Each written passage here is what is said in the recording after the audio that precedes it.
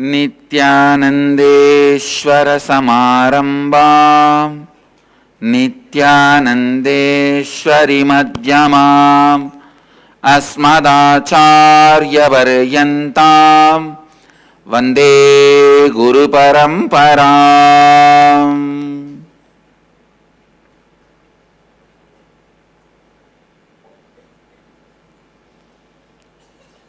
I welcome all of you with my love and respects. Today, Rajarajeshwari Brahmotsava, 7th day. Devi is gracing on Siddhapita, Kailasa, in which all the Siddhas are sitting. Devi is gracing with Sridevi and Bhudevi, Lakshmi and Saraswati on Kailasa.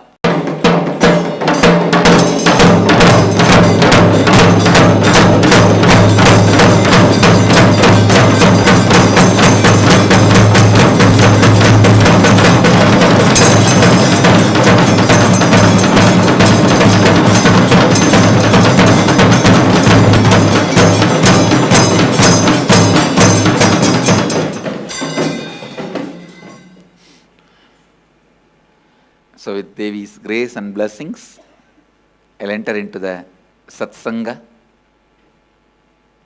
I welcome everyone who is sitting with us through Nityananda TV, Sadhana TV, Ara TV, and two-way video conferencing having Nayana Diksha.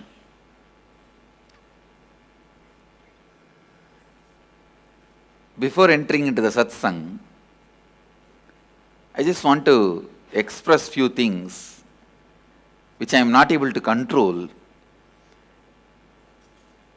When I see this Vakyartha Sadas by the Balasans of Nityananda Gurukul,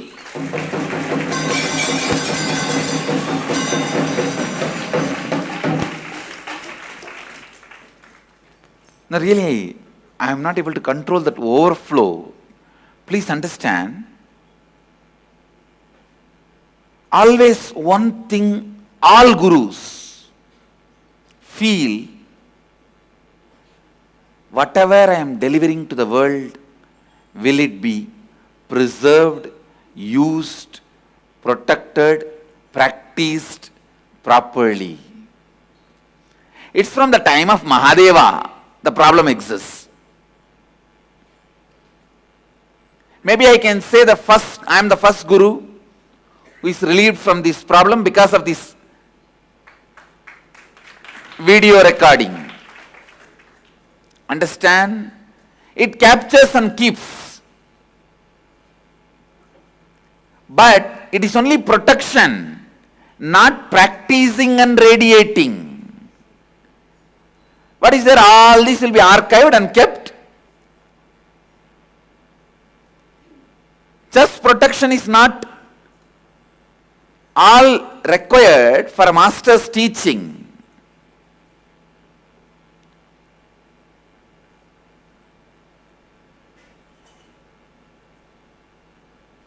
One of the Ramanuja's Bhashya, Ramanuja wrote a commentary on Brahma Sutra, working 6.5 years. Unfortunately, the next day, he was attacked by a terrorist group. And he and his disciples have to run for their life. So in that, trying to protect the Guru's life, disciples forgot to carry the whole manuscript of 6.5 years of hard work of Ramanuja's Sri Bhashya, Brahma Sutra Bhashya. They have to run for the life, so they could not protect that leaf, and the terrorist group came and burnt the whole leaf. Whole thing is burnt. But he had one disciple, amazing disciple, who wrote, when Ramanuja was dictating, who wrote, that disciple was Ekasantagrahi, means who can grasp anything by listening once. And he repeated the whole thing. That is the way we got the Sribhashya to the world now. We have Sribhashya of Ramanuja because of that one disciple's listening and reproducing ability. At least this is only a memory. It's only a memory. Just listening, one of the abilities, and reproducing. Then comes amazing disciples of Buddha.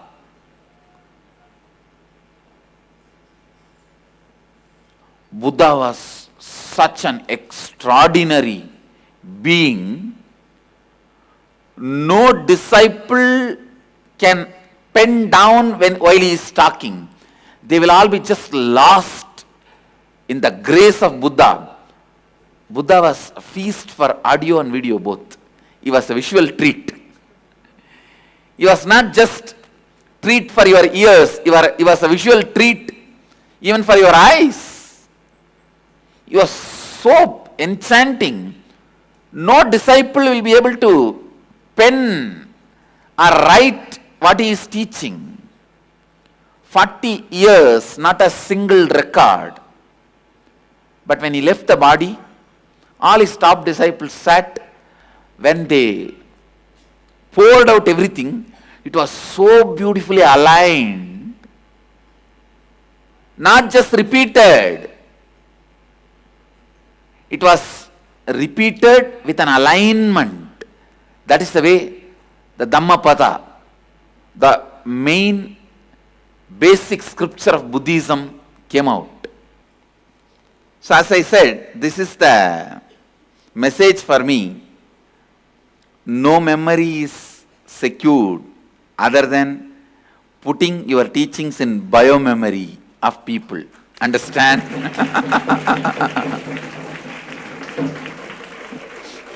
No memory can keep it safe and reproduce. Only biomemory can keep it safe and reproduce.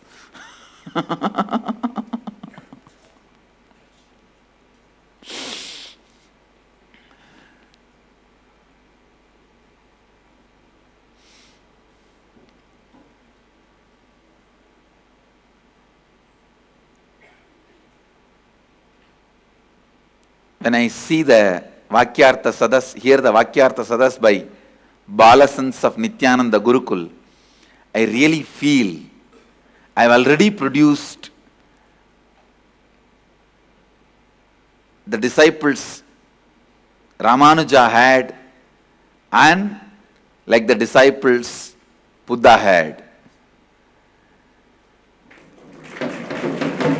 They can reproduce with aligned, reproducing in an aligned way, so that people who want to practice further can easily refer and practice. A few days before, I was talking to one of my Swami, not from Gurukul, directly came and joined as an adult. Adult means adulterated adults. And he came and joined as adult, and now he has taken sannyas also. I was talking to him. In course of conversation, I used the word Jakrat Swapna Sushupti, and I saw his eyes were, he was blinking like almost he heard a Japanese language, or French, Portuguese, Spanish, all put together. As if he heard that, he was looking at me. I asked him, do you know what is Jakrat Swapna Sushupti? Can you explain? He politely shook the head saying, I don't know, Swamiji. It was really shock for me. No, my disciples give me always shocks, that is different. But this was too much of a shock, because about this Jakrat Swapna Sushupti, I don't know how many thousands of times I have spoken. In how many programs, techniques. Suddenly I had a thought, oh God, then for whom who am I speaking this whole satsang? For whom I am speaking? Day in and day out.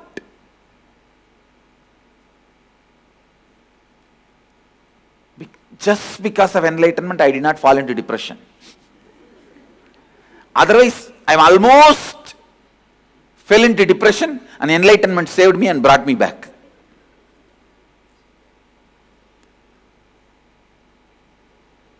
But now, when I am listening to Vakyartha Sadas, I know I have not spoken unnecessarily, or all my words have not become waste. My Gurukul Kids bio memories are holding it.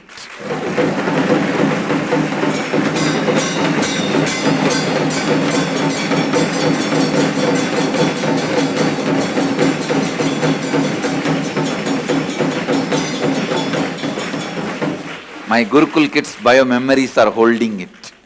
Whatever I have showered in the satsang,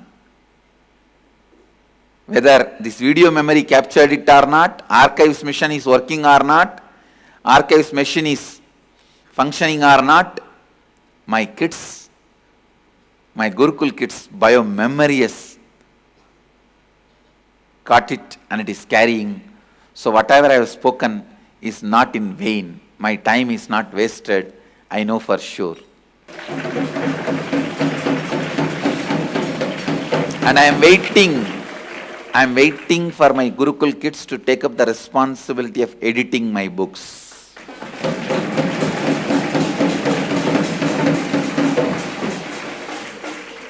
See, actually my books don't need much editing other than aligning the statements, grammar statements,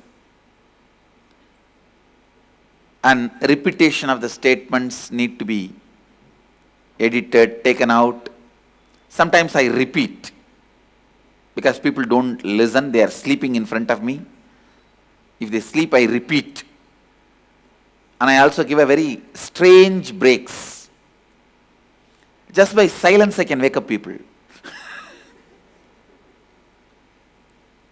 And then I repeat. So all these just need to be cleaned up. And sometimes in the body language I express very sarcastic expressions. I need to express to convey certain ideas. Maybe those things need to be put verbally. That's all. But one important job can be done. Giving a lot of footnotes, references from my various other works, which I think only my Gurukul Kids will be able to do. Because it is their bio-memory, so vast, so receptive, so blissfully capturing and captured whatever I have sharing on these satsangs.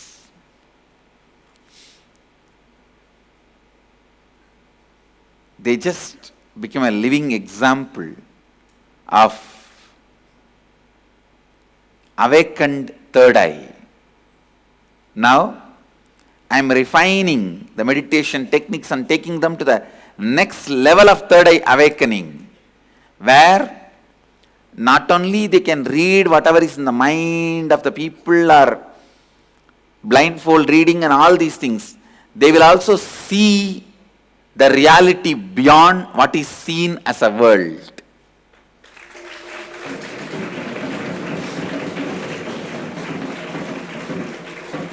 They will see this world as a dream and see the reality beyond this world. And I have one more great news for you guys. I am refining. In next few days, I will initiate all the ashramites into this third eye awakening and blindfold reading. And this coming Varanasi inner awakening, I am going to initiate everyone into this process. Even the adults. The technique is ready. The process is ready. After I initiate the ashramites, sannyasis in next few days, maybe even these inner awakening participants will have this gift. You will have the initiation, maybe the last 1 or 2 days. Initiation into awakening the third eye and Varanasi inner awakening.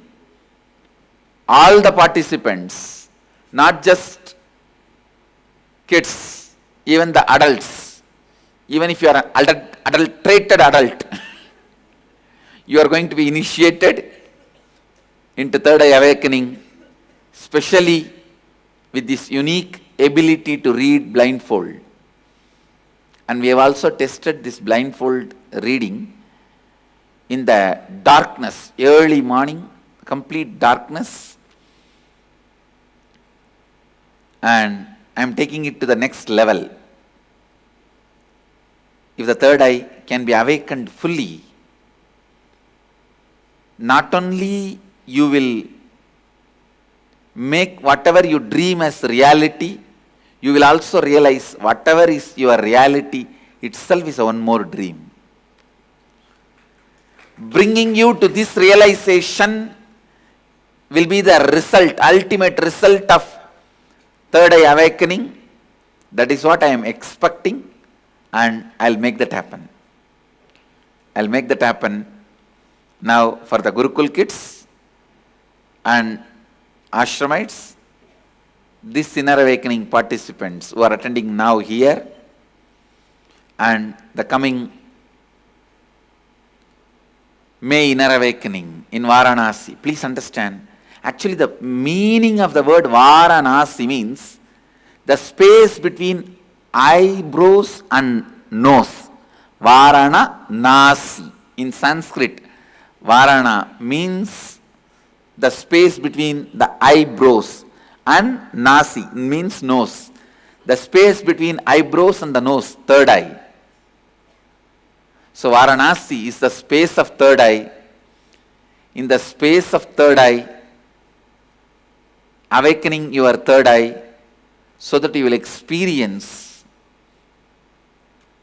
the reality beyond what is seen by you. Whatever is seen by you as world.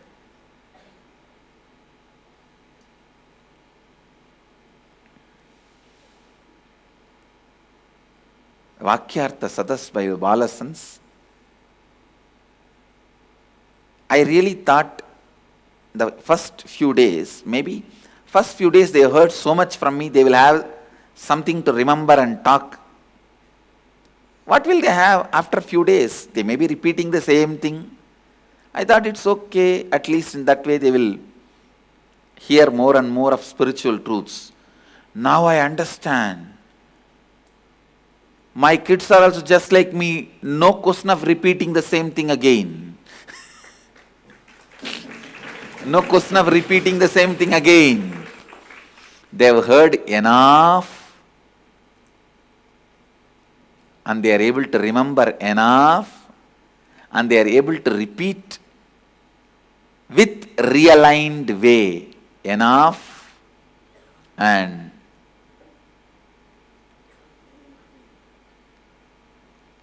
there is one more verse from great Saint Valluvanayanar. He lived in Mylapore, Chennai.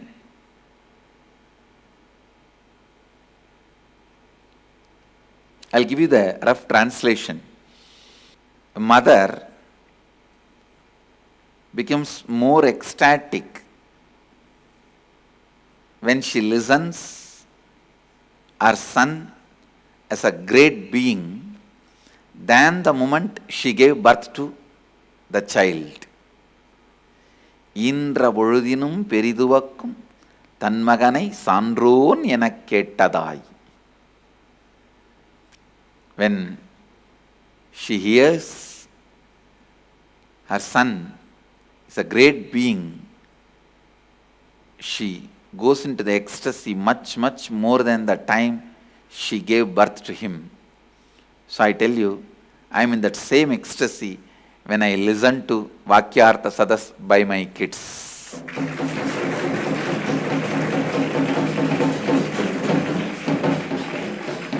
Please understand, their precise understanding about life, death, how death happens,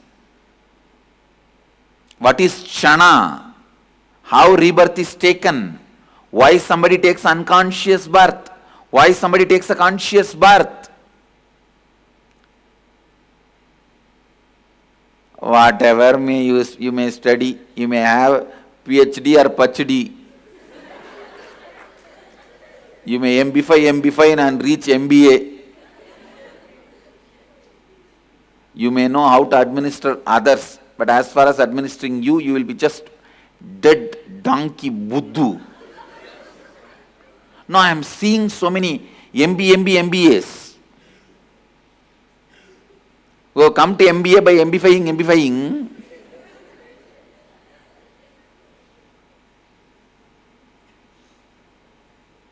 And great PhDs, postdoctorate. I am seeing. That is why I am telling you.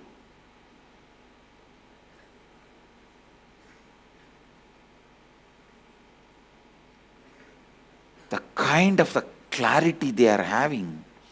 And one more thing, when all these truths gets into your system, when you are fresh and about to start the life, nothing like it. It gets into your very bio-memory, I tell you. It gets into your very bio-memory.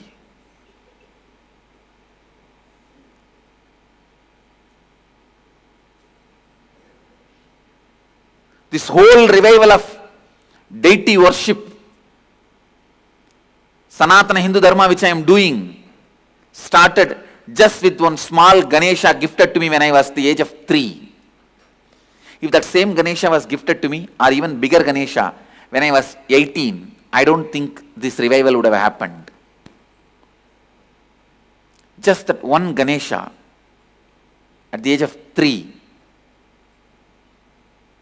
got into my very bio-memory, became experience. That is why I could transmit that experience to tons and tons of people, and this whole Sanatana Dharma is revived.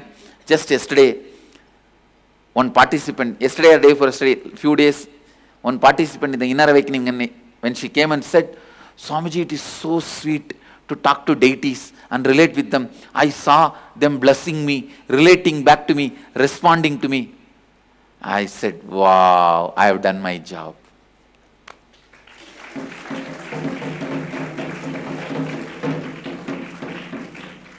They are not dead statues, they are living deities. I would have never been able to tell this to the world so authentically if I started practicing deity worship after some 18, 20, something like that. When life beats me, I just go and fall at the feet of some deity and catch hold of it. No. I might have had some experience for myself, but never be able to inspire millions by transmitting this experience. The transmitting the experience and inspiring millions is happening because I got that Ganesha deity when I was 3, so that it could get into my bio-memory, become part of me and my very cognition, living. Understand? How I am thankful to my father and grandfather for giving me this deity and teaching me to relate with the deity.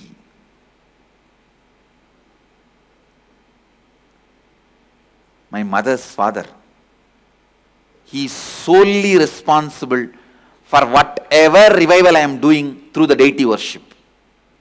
He is solely responsible because I have seen he may come back from the shop night 1 o'clock. He was rice merchant.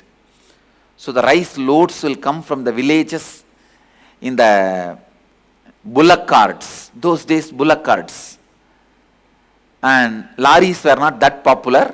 Bullock carts are tractors.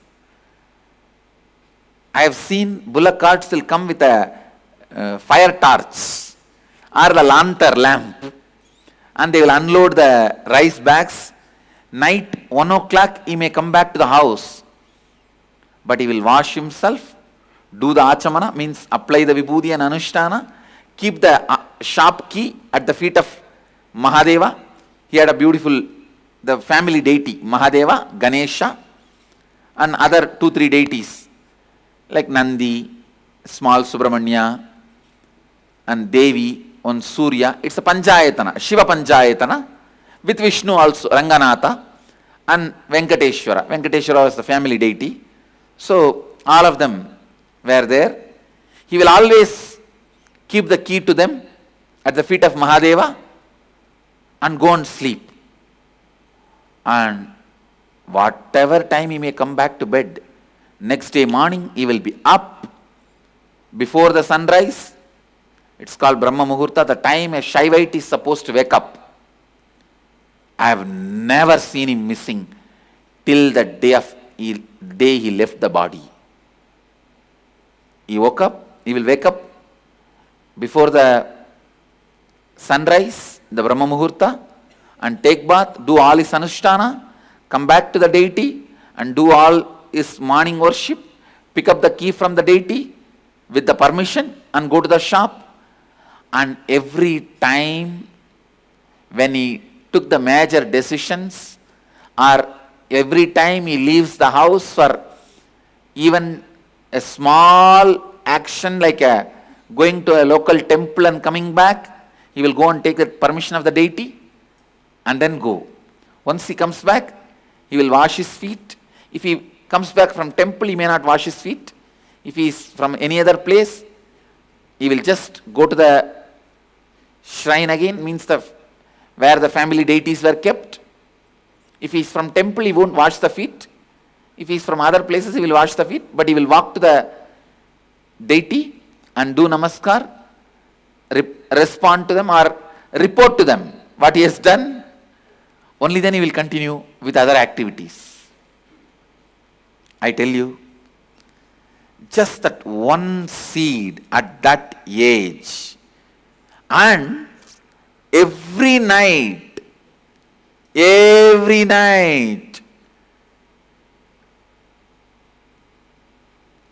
without missing, before going to bed, he will sit and chant all the verses, Shiva Stotras. Sometimes my uncles and all will be feeling a little annoyed. What is this in the middle of the night? It's a one hall where all the kids sleep. Only the married people, couples will have a separate room. Others all will sleep in the main hall only. And he will be sitting and chanting so beautifully, just lost in himself. Lost in himself. Reciting the verses on Mahadeva. Sometimes it will be stotras, sometimes it will be sutras, sometimes it will be shastras, whatever it is. Sometimes it will be in Sanskrit, sometimes it will be in Tamil.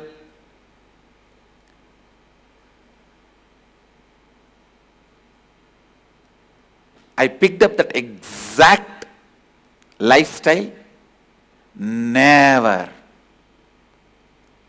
I slept without reading a spiritual scripture till I started my public life. Till I realized my avataric mission. After that, I was not able to read for more than 1.5 to 2 years.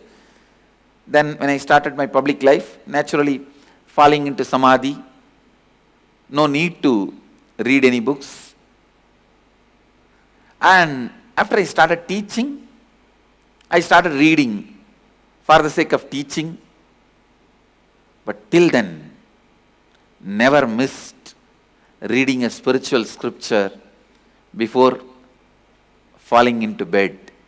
Understand? When something goes inside you, when you were a kid and becomes part of your bio-memory, muscle memory, it becomes experience, cognition. You just radiate it with so much of strength and power.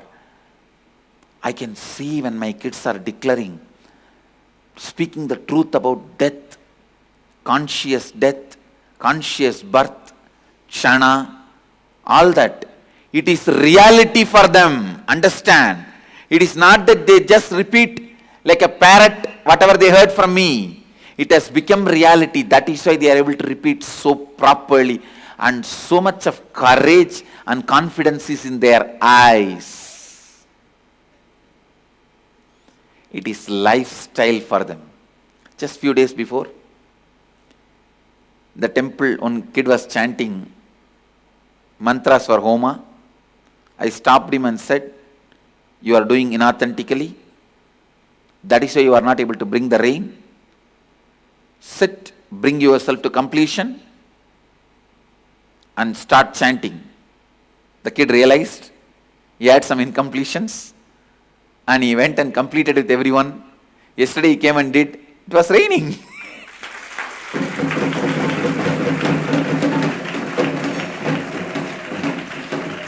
Understand?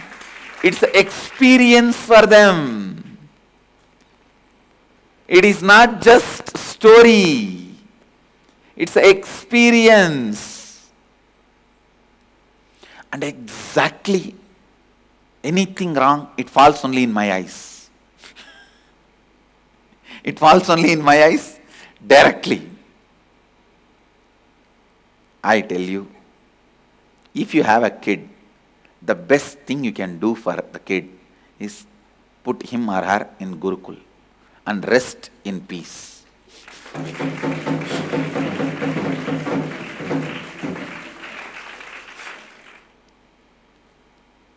If somebody can experientially understand the truths to manage the life, he can understand anything.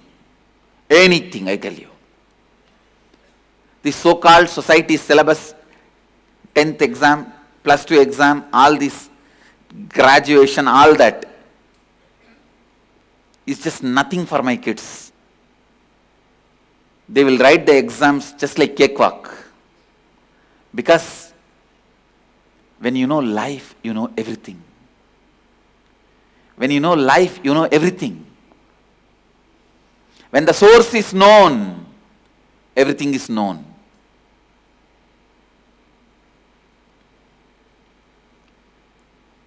I'll demonstrate in few years.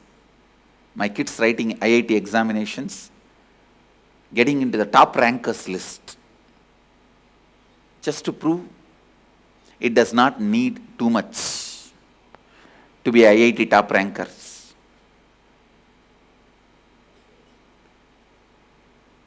When you know life, you know everything. And I am so happy. I am seeing the flowers blossoming. Who has a right to sit in Sarvagnya Pita, Pita of omniscient.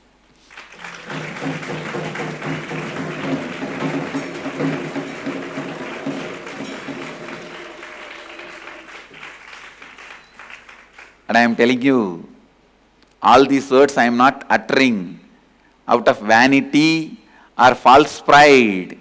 You will see, you will all see these kids sitting and doing Rangarajya in Sarvagnya Pitas.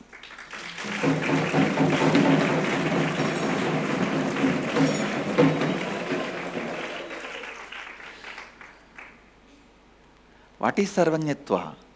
If you know life, you know everything. If you know life, you know everything.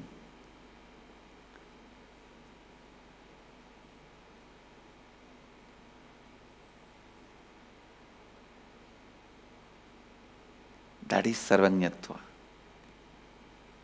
The power of the third eye awakening. Power of the third eye awakening. Come to Varanasi to experience third eye awakening if you missed Gurukul when you were young. If you have missed Gurukul when you were young, come to Varanasi to experience third eye awakening this May. Bless you all. Let every one of you radiate with integrity, authenticity, responsibility, enriching, causing living Advaita, the eternal bliss, Nityananda. Thank you.